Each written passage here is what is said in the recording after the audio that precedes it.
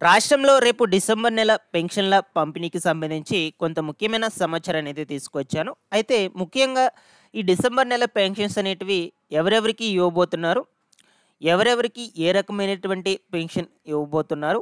అలాగే ఎన్ని రోజుల పాటు ఏ తేదీ నుంచి పంపిణీ చేయబోతున్నారు? వీటికి సంబంధించిన అర్హుల జాబితాలను ఎలా చెక్ చేసుకోవాలి? వీటితో పాటుగా మనకు రీసెంట్‌గా కొత్తగా సదరం స్లాట్స్ బుక్ చేసుకోవడానికైతే ప్రభుత్వం అవకాశం అయితే కల్పించింది. ఈ యొక్క సదరం స్లాట్స్‌ను ఎలా బుక్ చేసుకోవాలి? ఎక్కడికి వెళ్లి బుక్ చేసుకోవాలి? కావాల్సినటువంటి డాక్యుమెంట్స్ ఏమిటి? ఎప్పటిలోపల బుక్ చేసుకోవాలి? ఈ వివరాల గురించి కూడా మీకు చెప్తాను. మీరందరూ తప్పకుండా వీడియోనైతే ఎండ్ వరకు చూసి నా ఎక్స్‌ప్లనేషన్ మీకు నచ్చినట్లయితే లైక్ చేసి అందరికీ కూడా షేర్ చేయకుండా అయితే వెళ్ళొద్దు. ఫస్ట్ టైం గనుక ఎవరైనా ఛానల్‌ని చూడడానికి వచ్చినటువంటి వాళ్ళు ఉన్నట్లయితే ఛానల్‌ని సబ్స్క్రైబ్ చేసుకునేసి పక్కనే ఉన్నటువంటి బెల్ ఐకాన్ క్లిక్ చేసి ఆన్‌లో అయితే పెట్టుకోండి. ఒకసారి టెలిగ్రామ్ గ్రూప్‌ని కూడా విజిట్ చేయండి. అందులో కూడా జాయిన్ అయితే అవ్వండి. మీకు యూజ్ అయ్యే ఇన్ఫర్మేషన్‌ని అక్కడ కూడా అప్డేట్ అయితే చేస్తూ ఉంటాను. అక్కడి నుంచి మీరు నాతో కాంటాక్ట్ అయితే అవ్వచ్చనమాట. లేట్ చేయకుండా టాపిక్‌లోకి గనుక వచ్చేసినట్లయితే మనకు ప్రతి నెల ఇచ్చే విధంగానే రేపు డిసెంబర్ నెలకు సంబంధించి కూడా పెన్షన్ల పంపిణీ అయితే జరుగుతుంది. అయితే మనకు గత 2, 3 నెలల నుంచి రాష్ట్రంలో ఈ దివ్యాంగ మెడికల్ పెన్షన్లకు సంబంధించిన రీఅసెస్మెంట్స్ ప్రక్రియలు అయితే జరుగుతూ ఉన్నాయన్నమాట. అయితే అప్పటి నుంచి పెన్షన్ లబ్ధిదారులకు కొంచెం గందరగోళంగా అయితే నెలకొనడం జరిగింది. అంటే వాళ్ళు రీఅసెస్మెంట్స్‌కి వెళ్ళాక వాళ్ళకి కొత్త సదరం సర్టిఫికేట్ ఒకటి జారీ చేస్తారనమాట. అందులో ఎంత పర్సెంటేజ్ ఉంటుందో ఆ పర్సెంటేజ్‌ని బట్టి పెన్షన్ రకం అయితే డిసైడ్ చేస్తారు. ఆ పెన్షన్‌కి ఎంత డబ్బులైతే వస్తాయో ఆ డబ్బులను వాళ్ళకి ఇవ్వడం జరుగుతుందనమాట. ఈ ప్రాసెస్‌లు అయితే జరుగుతూ ఉన్నాయి. కొంతమందికి పెన్షన్స్ అనేటువంటివి రద్దయిపోవడం జరుగుతుంది.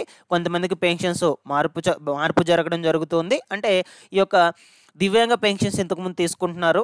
ఇప్పుడు వాళ్ళకి ఈ సదరం సర్టిఫికేట్‌లో 85% కంటే ఎక్కువ వచ్చింది. అప్పుడు వాళ్ళకి మెడికల్ పెన్షన్ 15,000 రూపాయలైతే వస్తుందనమాట. కొంతమందికి పెన్షన్స్ మారుతూ ఉన్నాయి. కొంతమందికి పెన్షన్స్ రద్దయిపోతూ ఉన్నాయన్నమాట.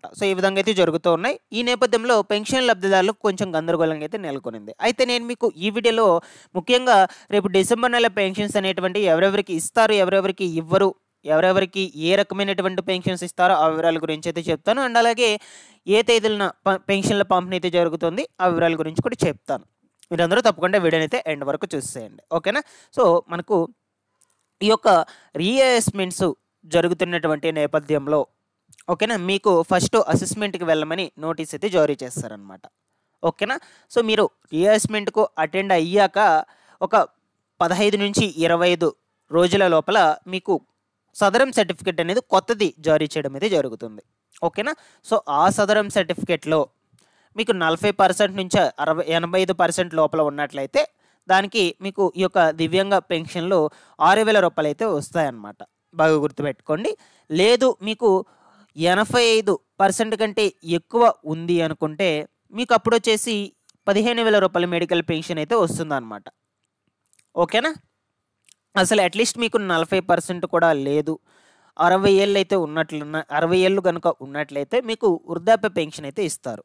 అసలు మీకు 60 ఏళ్ళు కూడా లేవు, మీకు ఇచ్చినటువంటి సదరం సర్టిఫికేట్‌లో 40% కూడా లేదు అనుకుంటే మీకు పెన్షన్ రద్దు నోటీసులు అయితే జారీ చేస్తారనమాట. ఇక్కడి వరకు మీకు క్లారిటీ అయితే వచ్చింది. దీన్ని బట్టి మీరు గమనించవచ్చు ఎవరెవరికి రేపు డిసెంబర్ నెల పెన్షన్స్ ఇస్తారు, ఎవరెవరికి రద్దు చేస్తారు. ఎవరికైతే పెన్షన్ రద్దు నోటీసులు జారీ చేసింటారో వాళ్ళకి ఎవరికి కూడా ఈ డిసెంబర్ నెల నుంచి పెన్షన్స్ అయితే ఇవ్వరండి. ఇది బాగా గుర్తుపెట్టుకోండి. ఓకేనా? ఇకపోతే పెన్షన్స్ అనేటువంటివి ప్రతి నెల కూడా 1, 2 తారీఖుల్లో పంపిణీ చేయాలని సెర్ఫ్ అధికారులు ఆల్రెడీ రూల్స్ అయితే తీసుకొచ్చారు. ఇక ప్రతి నెల పంపిణీ చేసే విధంగానే మనకు ఈ డిసెంబర్ నెలకు సంబంధించి కూడా 2 రోజుల పాటు పెన్షన్ల పంపిణీ అయితే జరుగుతుంది. అది కూడా 1, 2 తారీఖుల్లో. ఓకేనా? 1, 2 తారీఖులు మనకు ఎప్పుడు వస్తున్నాయి? సోమవారం, మంగళవారం. ఓకేనా? సోమవారం, మంగళవారం 2 రోజులైతే మీకు పెన్షన్ల పంపిణీ అయితే జరుగుతుందన్నమాట. దాని తర్వాత 3వ తారీఖు నుంచి అయితే జరగదు. మీరు వీలైనంత త్వరగా వచ్చి ఆ 2 రోజుల్లో పెన్షన్లు కలెక్ట్ చేసుకుని అయితే వెళ్ళండి. ఇక్కడి వరకు క్లియర్ అని అనుకుంటున్నాను. వీళ్ళతో పాటుగా రీసెంట్‌గా స్పౌస్ పెన్షన్స్‌కి ఎవరైతే అప్లై చేసుకున్నారో మహిళలు వాళ్ళందరికీ కూడా ఈ డిసెంబర్ నెలకు సంబంధించి పెన్షన్లు అయితే ఇస్తారు. 4,000 రూపాయలు అయితే ఇస్తారండి స్పౌస్ పెన్షన్స్ కింద. ఇది గుర్తుపెట్టుకోనండి. స్పౌస్ పెన్షన్స్ కోసం కూడా చాలామంది అయితే ఎదురు చూస్తూ ఉన్నారు. ఈ స్పౌస్ పెన్షన్స్ వేరు అండ్ అలాగే వితంతు పెన్షన్స్ వేరనమాట. ఇప్పుడు కొత్తగా ఎవరైనా స్పౌస్ పెన్షన్స్ దరఖాస్తులు చేసుకోవాలనుకుంటే గ్రామ వార్డు సచివాలయాలకు వెళ్ళి అయితే దరఖాస్తులు పెట్టుకోవచ్చు అనమాట.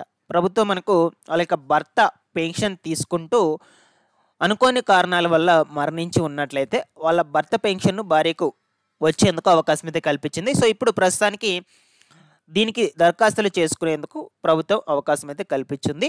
సో మీరు వెళ్ళి దరఖాస్తులు అయ్యేటువంటివి అయితే చేసుకోవచ్చు అనమాట. నేను ఆల్రెడీ ప్రీవియస్ వీడియోస్లో చెప్పున్నాను దీనికి సంబంధించి ఎలా చేసుకోవాలి, ఏమేమి డాక్యుమెంట్స్ అనేటువంటి అవసరం అవుతాయి అని. మీకు కావాలి అనుకుంటే సపరేట్గా వీడియో అయితే చేస్తాను. కమెంట్ సెక్షన్లో అయితే కమెంట్ పెట్టి అయితే తెలియచేయండి. ఓకేనా. స్పౌస్ పెన్షన్స్ వేరు, మనకు ఈ యొక్క వితంతు పెన్షన్స్ వేరు అనమాట. రెండు ఒకటే అని అనుకుంటారు, బట్ రెండు ఒకటైతే కాదనమాట. డిసెంబర్ నెలకు సంబంధించి కూడా స్పౌస్ పెన్షన్స్, కొత్త స్పౌస్ పెన్షన్స్కు అర్హులైనటువంటి వాళ్ళకైతే ఇవ్వబోతున్నారు అనమాట. ఇక్కడ వరకు క్లియర్.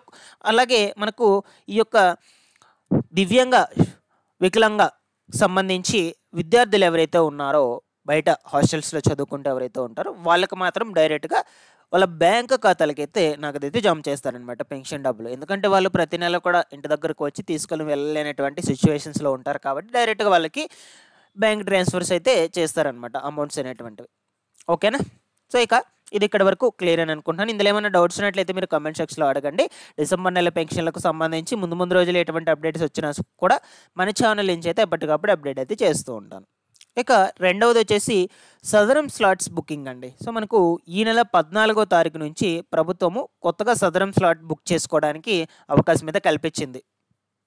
ఆల్మోస్ట్ చాలా వరకు అయితే పూర్తి చేసుకొని ఉన్నారు. సో ఫస్ట్ ఒక రోజు ఈ సచివాలయాల్లో ఈ యొక్క సర్వర్ అనేటువంటిది రాకపోవడం వల్ల ఒకరోజు అయితే మనకు చేయలేదన్నమాట సదరం స్లాట్స్. సో దాని తర్వాత రోజు నుంచి అయితే మనకు స్లాట్స్ అనేటువంటి బుకింగ్ ప్రారంభం అయ్యాయి. సో ఇప్పటివరకు చాలామంది కూడా చేసుకొని ఉన్నారని అనుకుంటున్నాను. సో మీలో ఎవరైనా సదరం స్లాట్ బుకింగ్ చేసుకొని ఉన్నట్లయితే కమెంట్ సెక్షన్లో కమెంట్ పెట్టి అయితే తెలియచేయండి. మీరు బుక్ చేసుకోగానే మీకు ఒక రసీదు రూపంలో అయితే ఇస్తారనమాట మీరు బుక్ చేసుకున్నట్టు. ఓకేనా.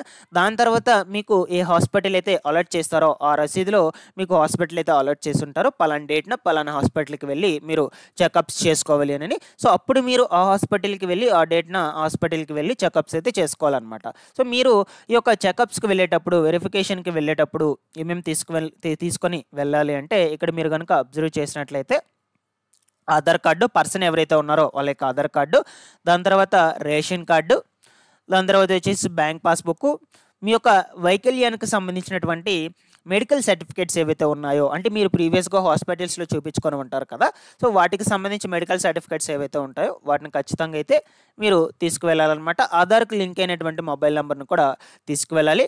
తాజా ఫొటోస్ అనేటువంటివి అయితే తీసుకువెళ్ళాలి. అంటే పాస్పోర్ట్స్ ఉంటాయి కదా, అవి కూడా మీరు తీసుకువెళ్ళాల్సిన అయితే అవసరం అయితే ఉంటుందన్నమాట. ఓకేనా.